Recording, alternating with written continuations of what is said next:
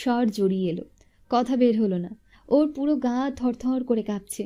অভিকের মুখটাও গম্ভীর, উত্তর দিল না, দাঁড়িয়ে রইল। তাহিয়ার চিন্তা বাড়ল, কাপা গলায় বলল, পাস আসেনি? রেজাল্ট কি? কি এসেছে বলো না। তাহিয়ার চেহারা রক্তশূন্য।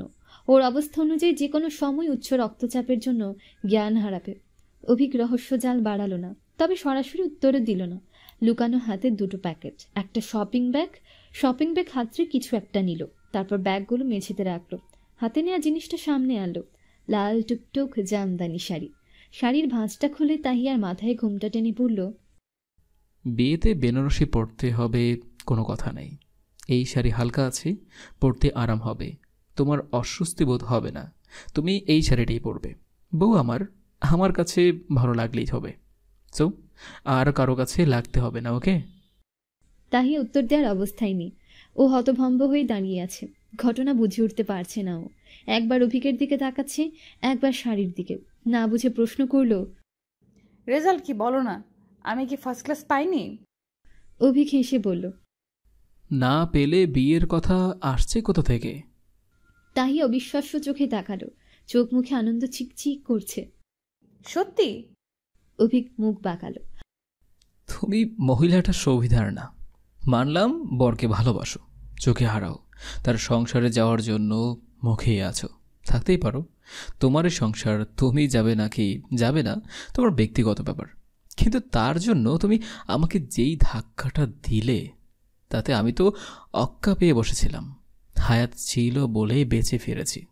এখন বলো, আমার দোষটা কি ছিল? আগ্রহী হয়ে জানতে চাইল অভিক। তাহিয়া ভ্রু কুঁচকাল। কি করেছি আমি?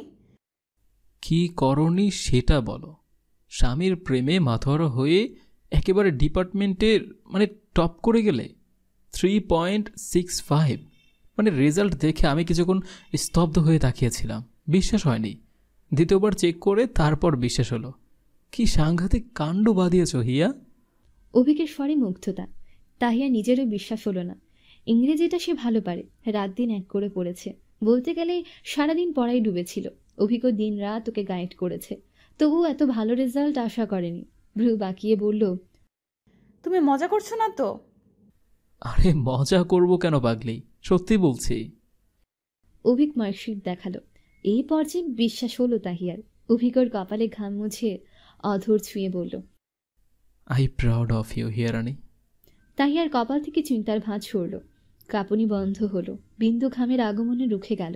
তার পরিবর্তে চেহারায় খেলে গেল উৎফুল্লতা। রাজ্যের খুশি হানা দিল। ঠোঁটের কোণে হাসি রেখা ফুটে উঠল। এতক্ষণে ধাতস্থ হয়েছে ও। খুশিতে অভিককে জড়িয়ে ধরল।